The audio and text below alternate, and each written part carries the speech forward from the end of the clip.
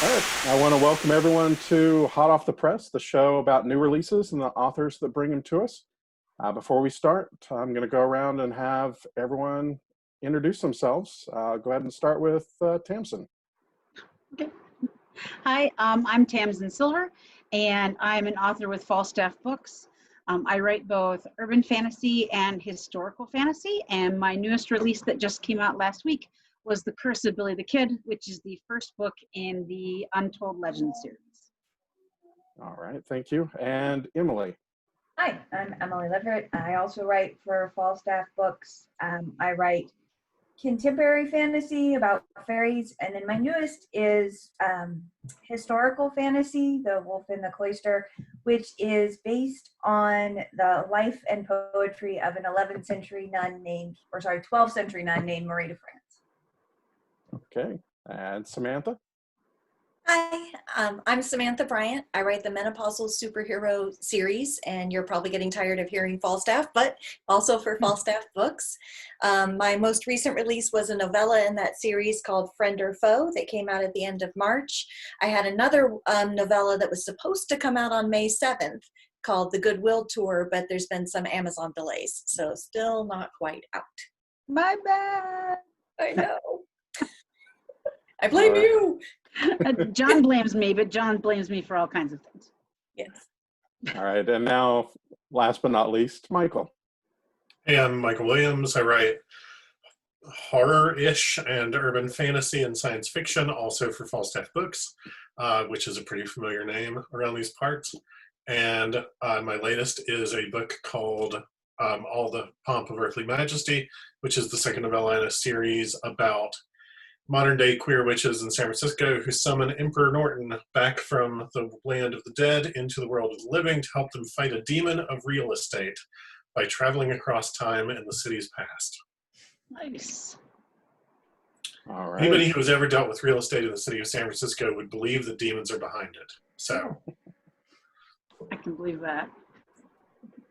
All right, so let's start off by talking about what inspired you to write the book. And we'll start with you, Samantha, with Friend or Foe. So Friend or Foe came about actually from a prompt. I had written Going Through the Change and Change of Life, the first two books in the Menopausal Superhero series. And I had an invitation to be a part of an anthology that wanted superhero novellas, and the publisher suggested that I write something to fill in the time gap between those two books. So it picks up literally right where we ended Going Through the Change, standing on the sidewalk in front of a college with things on fire. And we find out, we follow two particular characters to kind of find out what happened between the end of one book and the beginning of the next. Okay, great. Emily, how about Wolf in the Cloister? So in my day job, I'm an English professor and a medievalist. And when I wrote my dissertation, I wrote it on a genre called medieval romance, which is stories of knights and ladies and all of that kind of stuff. And one of my favorite authors is Marie de France, because for a lot of it, she tells stories, at least with, if not from, the woman's point of view, which in romances is fairly rare. Usually it's from the knight's point of view. And so this is based on one of my favorite stories by her called Bis Claret, which is about a knight who turns into a wolf 3 days a week. And it's not connected to the moon at all, just 3 days a week. And his wife leaves him and steals his clothes so he can't turn back into a person. And he ends up being essentially a pet to the king, and it all works out in the end, but it's a great story. And so I've taken her stories and blended them with her actual life. One of the ideas is maybe she was the bastard sister of King Henry II. And so that's what I'm using, and they have to deal with and fight demons and that sort of stuff.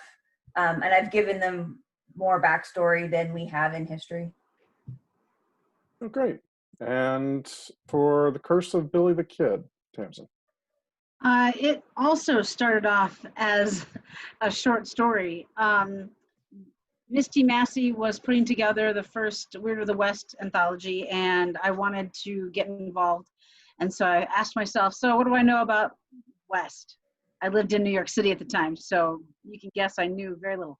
And so I ended up looking up people from history and found Billy the Kid. And I was like, oh, I know who he is. And then I went down the rabbit hole and found I didn't. And so I got really fascinated by all the stuff that I never knew actually happened. All the war that no one taught us about, and the murder and all of the twists and turns that happened back then out here. And I say out here because now I do live in New Mexico. I ended up living out here from coming out here and doing research.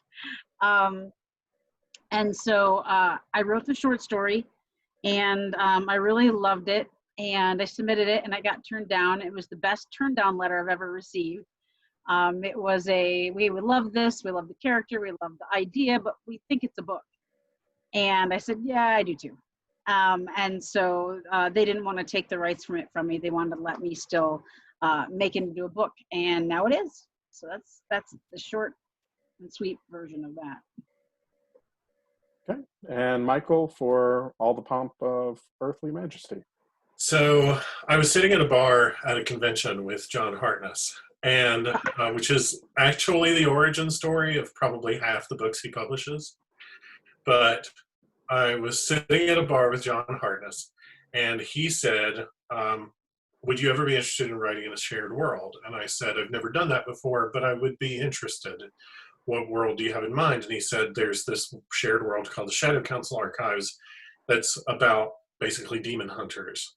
So is there a particular place in the world that you think probably has a lot of demons in it and needs someone to deal with them?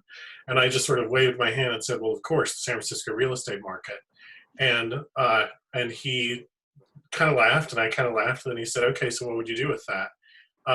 And then I realized that it was a real opportunity to sort of, San Francisco has never been my home, but it is the only place I've never lived but felt homesick for. And, I've been there many, many times. I would live there in a heartbeat if I had just a lot of money. And so I said, well, this would be a really great opportunity to get to spend time with some of my favorite historical figures from San Francisco and some of my favorite places in San Francisco, and sort of get to depict some of my favorite events from San Francisco as though I were there. So it became this really great tourism opportunity for myself. And in it, I wanted to talk about like the way that San Francisco is very much a class-based society, and there is a real underclass, and the ways that the city sort of relies on that underclass, but also takes it very much for granted, and the way that there are a lot of people who really struggle to get by in this place that is assumed to be a very affluent place. And so I wanted to tell a story about some people who lived in the Tenderloin, which is sort of the last real working class neighborhood in San Francisco. And I wanted to get to tell a story about Emperor Norton, who is probably the city's most famous historical eccentric. He was this real person who declared himself Emperor of the United States and started issuing proclamations. And the city sort of embraced him and really loved him for the rest of his life. And I wanted to get to talk about like more obscure historical figures from San Francisco, like Etta Place, who was the partner of the Sundance Kid and an accomplice to that whole gang, the Wild Bunch. And she was probably the smartest out of the entire gang. That's why she's the one who disappeared rather than getting shot. And she's the person who sort of gets swallowed up in history because she was very successful in her career. But the last place she was seen was San Francisco. So I get to like go dig up a lot of stuff like that and talk about it, and really have fun drawing connections between parts of San Francisco geographically and also temporally and politically. And I get to kill a bunch of finance bros. You guys. I'm having a windstorm. It almost sounds like a hurricane coming through my area out here, and my dog is freaking out. So I'm going to leave the screen for just a minute so I can close windows. I'll be right back. I'm so sorry. But it's bad out here. I'll be right back. Keep going. No problem.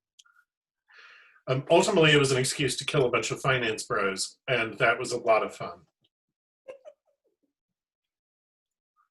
Sounds fun. All right. So let's jump into your journey to becoming a published author. And we'll start with you, Emily. My first set of novels, The Ice Cloud Chronicles, that are about a contemporary woman who goes to fairy. I started writing when I was in my late 20s, which is a very long time ago now. And they're co-written with Sarah Adams, and we were in grad school together. And the woman is a newly minted English professor. She is a medievalist, and it has absolutely nothing to do with either of our lives, I swear. That's just a total coincidence. And I'm very firm on any resemblance to people living or dead is totally coincidental, really. But I said the remarkably stupid phrase, I'm sure it wouldn't be that hard to write a novel better than what's out there already. Yeah, it was that hard. And so we wrote the novel, and I've never had any creative writing classes. I never had anything like that. So I learned to write a novel by writing a novel. And then I moved to North Carolina for a job. And then I met John Hartness in a bar. No, I met him at a con and then talked to him in a bar. And he read our novel, and we tried to get it picked up by New York, but we just couldn't. And we were thinking about self-publishing. We would have been very bad at it. And he had been toying with the idea of starting a press. And so he said, hey, do you want to be the first novel outside of my own work that I do in my new press? And we said, yes, we would. You know, and that was how we got started. And then for the new one, I've just always wanted to write about it, asked him if he was interested, and they were starting the new Falstaff Crush line, which is their romance line. And so I was like, sure, I'll try that. And I've never written romance before, and it's terrifying, but it's also fun. All right. And Tamsin, tell us about your journey to becoming a published author. I was running a theater company in New York City, and I had written a book years before and hadn't bothered to do anything with it. And it was a vampire story. Those of you who know me or know are so shocked. And it's what eventually became Windfire. And so this is it here. This is what it eventually ended up becoming. That's the first book in the series. And believe it or not, it was Twilight's fault. This movie came out and everybody was talking about this and that. And I was worried, you know, you're always worried someone's going to tell your story. And so I went to go see this movie. I think I was the only person in the theater, believe it or not. It was like an afternoon on the day it opened or something like that. And I realized, okay, no, it's not my story, but if I care that much, maybe I should do something about that. So I started working on it. I found someone who was an editor with a publishing company. I met her in a bookstore, and she helped me work on query letters, and she helped find me, you know, an editor, and we just kind of worked together, and that's how I eventually sold the first book to a, and I was, really the decision was this, and I'm sure now if I heard myself say this, I'd laugh, but this is the truth. I was like, well, I'll give it 2 years. And in 2 years, if I don't have an agent or I haven't sold a book, I'll go off to grad school in California. 2 years, really. And in 2 years, I actually sold the first book to a small press out of Texas. And they were great to me, but their publicity was not, they just couldn't do it. I finally felt after a year being with them as well as I could do it. And John Hartness had sat down with me. I feeling John's like the all-knowing like thread here with all of us. And he said, you know, these need a better editor, and I think you should redo them as young adult. And I was like, I agree. And so I took my rights back, and I got a new editor, and we released them in time for Comic-Con, and that was how I ended up becoming a self-published author and working with John Hartness later on. Great. And Michael, how about your story? So I had a frenemy who had tried to do National Novel Writing Month and felt that he had not succeeded at it. And I decided to dig the knife in by doing it the next year and quote unquote winning at it, and just to stick it to him. So I did, and found it very addictive, and like really enjoyed its sort of like extreme sport take on writing. I had spent many years like writing short stories and things like that for my own entertainment, and occasionally friends of mine would read them, and that would be fine, but I had never tried to do anything in terms of publishing. And then after 7 or 8 NaNoWriMos, I sort of on a dare entered a book that I had written but not finished, called Perishables, about a vampire at a meeting of his homeowners association when the zombie apocalypse happens, into a juried literary award run by this Southeastern literary magazine called The Blotter. And then I won unexpectedly, and you only had to submit like the first part of the novel for the contest, so they didn't know that I had not completed it. But so I won the award, and then I said, oh crap, now I've got to finish this book. And a friend of mine said, well, if you finish it, then I dare you to self-publish it and like set the least possible terms, like sell it to 10 people you don't know and call it a success. And in order to do that, I applied to ConCarolinas in 2013 as a guest, and sold 10 copies of the book at ConCarolinas and said, okay, I've won the bet. I'm a self-published author. And met John at that con, and made a whole bunch of writer friends at that con, and figured out that this was an experience that I really enjoyed, found it very enriching, and writing more in that series seemed like a really appealing idea. So I just dove in head first. And eventually, when 4 of the 5 books were done, John came along and said, would you be interested in me republishing these books? And like having a better editorial pass, much like with Tamsin's story, and better covers and things like that, because I had done all that myself and was not good at that. And I said I would love it if that happened.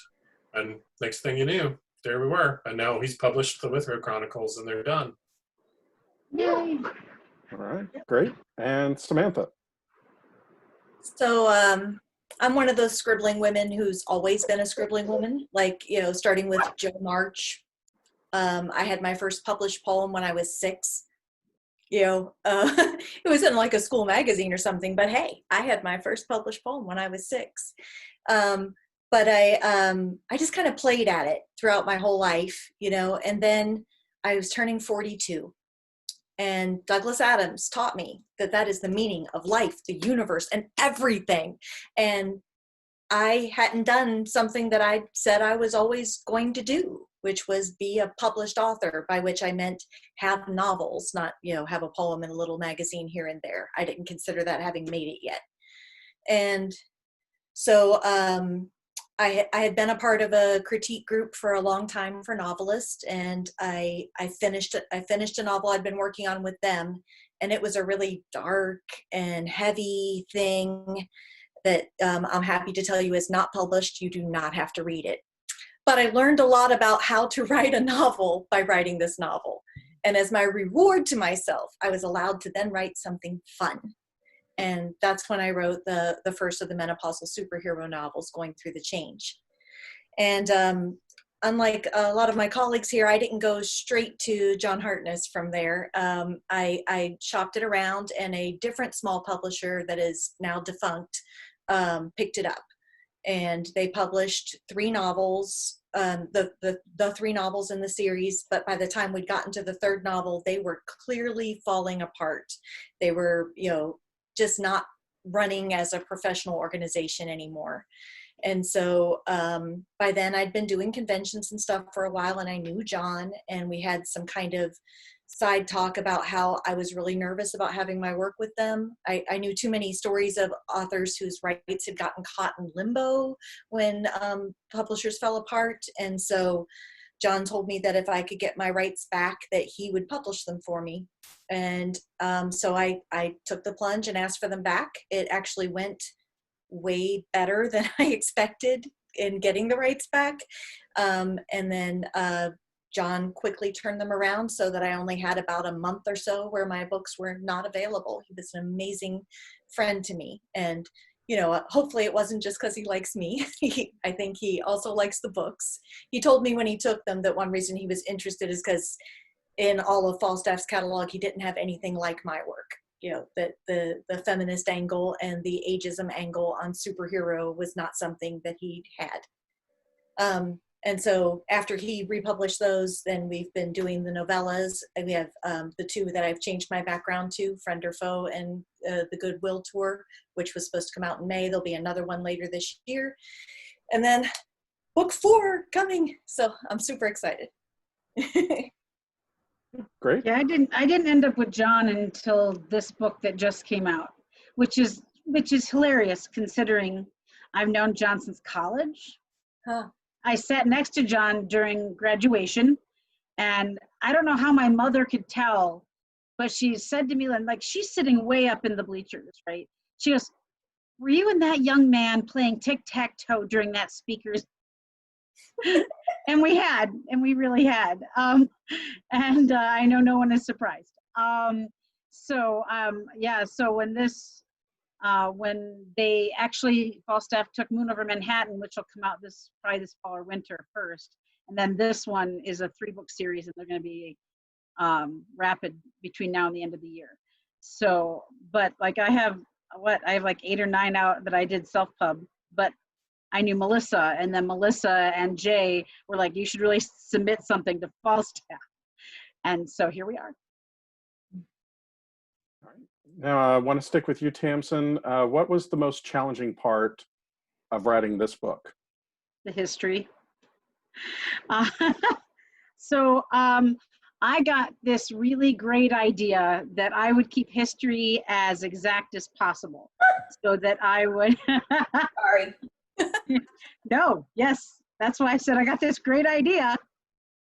So the Billy the Kid fans are they're not, you can't call these cowboys snooty. You can't, they're not. But they really love Billy the Kid, and they're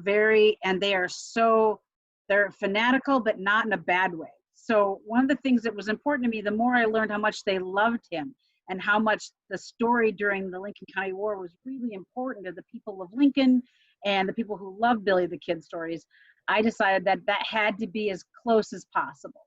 Now, like all history, there's multiple versions in certain areas, and I have a comment in the book that says, I've made it, obviously you're gonna find things that are not what you believe. And I had to make a choice best for the story or best for what I thought was the most realistic idea. With concern to who killed who or who stole what, and so that was one of the things that challenged me a lot, and making sure I kind of stay true, because these people still have families that are in the area. Doc Scurlock's family, I've met them. They've come into the Wortley Hotel while I'm there, and I've been introduced and been like, hey, I write about your great grandma. You know what I mean? Like, Lincoln is the most preserved town of the West, in all the West, and it makes more money, and it hardly charges anything to come in and see all of the things there. And it's still the most traveled place in New Mexico of all the state locations. And so it's important to them. So I made that decision, and it was probably my more difficult obstacle, but I think that it worked out well for that anyway. Great. And Michael, how about yourself? For me, the most difficult part of it was dealing with talking about another culture that I have never been a part of. All the Pomp of Earthly Majesty, the historical parts of it are set in Chinatown in 1912 during sort of the climax of the Tong Wars, when at the end of a decades-long period when every Chinese Tong was at war with every Chinese Tong, and there were a lot of rivalries happening within the Chinese American community, but a lot of conflict between the Chinese American community and the larger city of San Francisco. You know, this was a time when there was the Chinese Exclusion Act, which prevented legal Chinese immigration, and is sort of the forerunner of any sort of modern flavor of that you can imagine, actually, that you can think of that's actually happening. A lot of that, the legal justification for, is based on the Chinese Exclusion Act. So it was this really difficult time for a community that has always been oppressed and always been held back and always had to look out for itself. And I was talking about a particularly difficult part of the history of that community, which is a real historical figure from San Francisco named Donaldina Cameron, who was credited as running the only Presbyterian foreign mission on American soil because she had a Presbyterian mission house in Chinatown. And her self-appointed mission was to rescue girls who had been human trafficked into San Francisco on the promise of marriage and then forced into sex work. And she's a problematic figure in history because it is easy to say that sentence and see her as heroic. But once she removed a young woman from that circumstance, what she did was lock them in the mission house and force them to convert to her religion and would not allow them to leave until they learned her language, stopped speaking theirs, and married a man that she approved of. So there's a lot of complicated history there to talk about. And never having had any of the experiences involved, and being a remove of a century from what was actually happening, and there being so many conflicting views on what was going on both then and now, I found it very difficult to navigate. How do I represent this person and all the people around her, and the people that she is pursuing, and the people who are pursuing her, and try to keep them all human without painting anybody as a two-dimensional stereotype, and just sort of turning it into like a bad, sort of Buck Rogers exotic villainy kind of story. And that was very difficult, and I really, really labored over trying to get that right. Okay. And Samantha, how about with your book? Well, I think what makes writing fun for me is always doing something I haven't done before. And so in this book, in Friend or Foe, there were two things that I hadn't done before. It was in a world I'd already written several things in, so that part wasn't new. But I had a character who'd never been a voice character before, Cindy Lou. She's a character in the other books, but she'd never been a voice character before. So I had to settle into her point of view more solidly, and that was really interesting. She's a tricksy beast. I had some trouble with her. And then the other thing that was new is I'd never written a novella.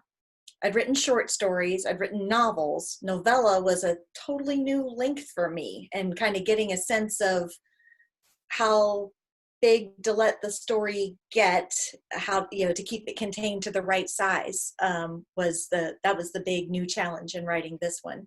But, new challenges are why I like to do it. If you want to get me to write something, be like, hey, have you ever done blah before? And if the answer is no, then you know that I want to. All right. Emily. The sex. I mean, I can actually say, Tamsin, the history, my series is a series of novellas, which, like Samantha, I'd never written before. There are issues about representation in my work, but it was the sex that was the hardest part, no pun intended, and just gonna keep going that way. If you look at the acknowledgments in the back, I name a obscure typing game from the 80s that I played as a child on an Apple IIe computer, because I had nothing else to do. I had no other games. And so I played it and played it and played it. And now I am a really, really good touch typist, good enough that I can type with my eyes closed. And that's how I wrote some of the sex scene. I was under the impression, because I have not read as much romance as I have other genres, because I, for a long time, never thought I would write it, that the main characters weren't allowed to have sex till the end. But that's not how romance goes anymore. So the editorial pass from my editor was like, all of this is great, it needs a sex scene. And I was just like, oh God. Okay. And there are sex scenes in my other books, but the ones I've written have comic elements to them, and they are not very long, and they're not the point of the book. I mean, my book's not erotica, so sex isn't the point, but it is romance, so that has to play a larger role. So yeah, I think I ended up adding about 5,000 words to the story with the scene and the scenes around it. And I think I ended up writing somewhere around 15,000 to get those 5,000. So that was definitely like how to write a sex scene and how to get the characters to have sex. That was actually the problem. They were very stubborn and recalcitrant about that part. But yeah, so that was the new thing I had to learn to do. Okay, and so Michael, what was the most surprising thing you got out of writing this book? I'm going to say the most surprising thing I got out of writing this book, I love time travel stories. That's why I wanted to pitch a historical time travel series of novellas to John when we first talked about it. And one of the things I love about time travel stories is like alternate timelines, competing timelines, things like that. And I found the thing that surprised me most was how hard it was for me to write that, despite really, really enjoying it. Because as soon as I started writing it, I wanted to solve the problem and have the problem be over with. It was very distressing to produce something that I love to consume, and I had not anticipated that at all. To the point that one of the notes I got back from my editor was, why do alternate timelines just like appear and then they're resolved? Like, I need more of that. Show me more of this. This is time travel. You said that's what you wanted to write. So that was very difficult for me, and I did not anticipate it being that hard. Okay, and Samantha?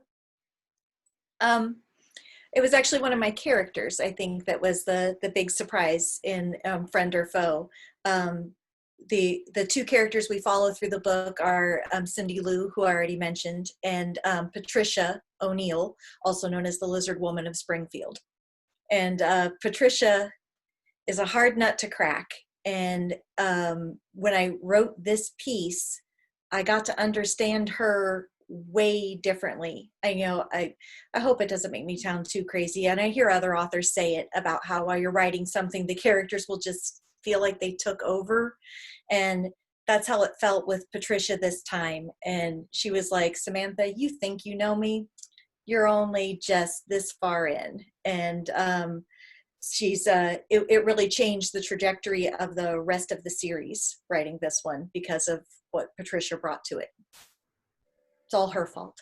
All right, Emily. The sex. No, I'm kidding.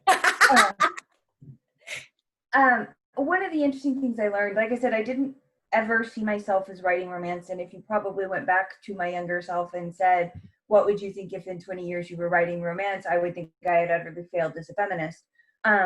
So one of the things about it that I learned that I really appreciate is the same thing that I appreciate in Marie DeFrance's work itself, and that's the centering of women's pleasure. I did not realize how radically subversive, and I write, at least in the first book, straight cis sex. There is non-straight sex in the following novellas, but in the first one, and very rarely in depictions of sex in the wild of the media today, do you see a focus on women's pleasure. So much so that movies that have a sex scene that focuses on the women's orgasm often end up with an NC-17 rating. And you've got guys having sex with apple pies in PG-13 films, like, and so the sort of radical degree to which it is freeing and not silly and not irrelevant and not overly emotional, but incredibly, incredibly subversive to the power structure, to have men whose entire story arc involves pleasing a woman, both literally sexually, which is a big deal in our culture, but also emotionally, morally, ethically, all of those. And so that was sort of more than I was expecting it to be. I was concerned, like, how am I going to balance feminism with what is sometimes called bodice rippers and stuff. But what I found is that it's an incredibly, incredibly feminist genre, and pretty much has been since Marie was writing it. Wow. Okay. And Tamsin, how about yourself? I think the interesting surprise for me was my connection to some of the characters. Um, for someone who's never researched anything out here, and I like to put real history in my urban fantasy. The opening fight scene in Moon Over Manhattan, which takes place in 2010. If you had been standing in the park in Central Park in 2010, like you could actually see, like I like to really get into it and make sure it's as real as it can be. But I think the biggest surprise for me was falling in love with New Mexico. I came out here and I stayed for like a long weekend and got to go out and see where John Tunstall had lived and the land and where he died. And I got to walk where Billy was. I got to sleep in the same building he did. I sat on the same windowsill that he killed someone from. I sat, it was a really strange connection for me that I felt here. And then I kept wanting to come back. So a friend of mine decided she'd come with me, and we did 2 weeks. And by the time I flew home, I knew I was leaving home and heading to where I just was living. And so there's been it's kind of hard there's a definite connection between me and Billy and Richard Brewer that some would say, oh, past life. Some would say other things, but there's definitely something there. And I was surprised at how quickly I heard them and how truthful it felt. So much so that I made sure I visited Billy's grave, his mother's grave as well. Promised her I'd write her son right, and so I never expected any of that. I thought I'd write this short story, I'd get into an anthology, that'd be that. I didn't expect it to become a book. I didn't expect for it to change my life. But I don't regret any of it. I love where I live. I was meant to be out here. And the people who have embraced me out here with all of it are absolutely amazing. So I guess, and not everybody ends up moving due to a book, but I guess I wasn't expecting that. Okay, great. And so, Emily, what do you hope people take away from reading the book other than the sex? Other than the sex. It's not a deeply serious book.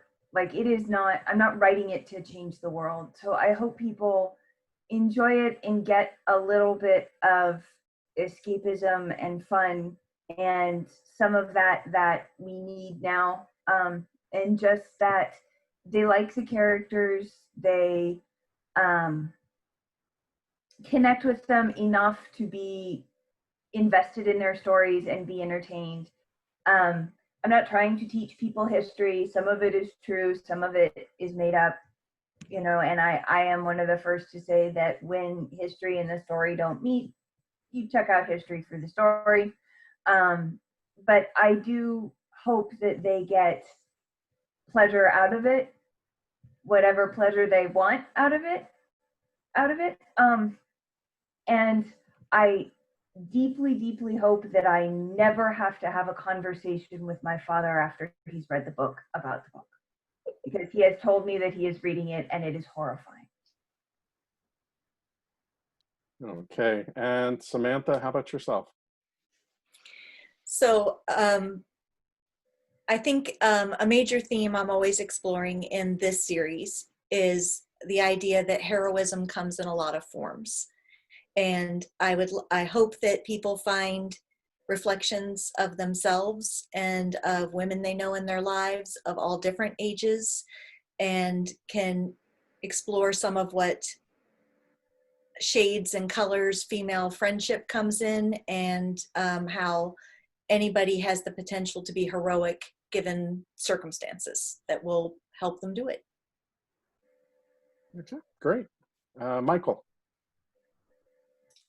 I think that the thing that I want people most to come away from this book and from this series in particular with is the sense that, like, as much as it feels like it's not true, compassion beats cynicism every time. This is a series about the first protagonist that I've written who just doesn't have a cynical bone in his body and is just all compassion, all empathy, and all sort of a willingness to dive into adventure in the name of doing what he feels is right, and being supported by two people who very strongly agree with him and are trying to use the powers they have to advance the cause of compassion in the world. I hope that people come away from it with the sense that not everything has to be a punch out finish. And in fact, in real life, the happiest endings are the ones that do not come with a punch out finish. That it is possible to win by just extending love to people. Great. And Tamsin. I really hope people get an interest in history. I hope that it sparks somebody to go dig into Billy the Kid and learn the truth. I hope it brings people to Lincoln. I really hope what it does is it brings people to Lincoln so they can walk around and walk in what was history. And I really just hope they have a good time. It's a fun adventure. I mean, it's cowboys, it's fantasy, it's werewolves, it's two time periods, in 1949 in Las Cruces, and it's 1878 in Lincoln, New Mexico. And you follow this guy and you go on this adventure and you're chasing killers and you're figuring out curses and you're trying to figure out how to make sure the bad person goes away. And it's on horseback, and it's just a fun story.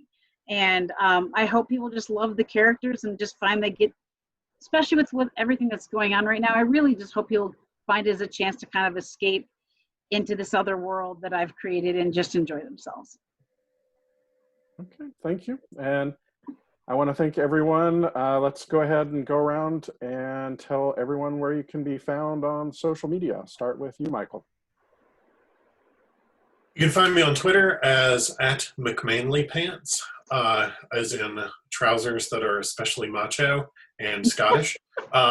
And you can find me on Facebook as Michael G. Williams author, where the M, G, W, and A are all uppercase. And you can find me on my blog that I will occasionally update at www.michaelgwilliamsbooks.com. And at the moment, I have a podcast where I read Perishables, the first book of the Withrow Chronicles, called Social Distancing Radio. And it's in all the podcast apps. Nice. And eventually I'm going to do a thing with it called Public Domain Radio, where once a month I get other writers to come on and read something of theirs, but then also read something from a book that they loved in high school. Neat. Oh, cool. That's interesting. I Yes, love exactly. All y'all. And then Tamsin. You can find most everything for me at tamsinsilver.com. You can find links to just about everything from there. All my books, all links to purchasing those books, reviews, my blog that I try to get to, my old blog, which I was great with. You can find me on Twitter at Tamsin Silver and Facebook, Tamsin Silver. And also you can go to The Curse of Billy the Kid on Facebook, and there are tons of historical posts there. I've been populating that for a couple of years. And you can go through and see photos from Lincoln and videos I post there and stuff. And that's a great spot. Other than that, I'm trying to think if there's anywhere else you can find me. I don't think so. I think it's just basically tamsinsilver.com is your best spot. All right, thank you. And Emily. You can find me at my webpage, emilylavinleverett.com, no spaces. I was blessed with a fairly unusual name, so pretty much if you type Emily Leverett into anything, you can find me, for better or worse. But on Twitter, it's Emily_Leverett. On Instagram, it's Emily Leverett author. That is honestly mostly just cat pictures and the occasional food picture and things like that.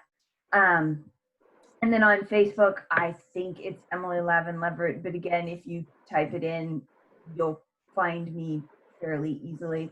On my website, you'll see all the other stuff I've written, including I've done some collections of short stories. The newest one, Behind Me, Predators in Petticoats, is out recently, a story, 25 stories of female predators. And occasionally people find my academic work interesting, and that's also on my webpage.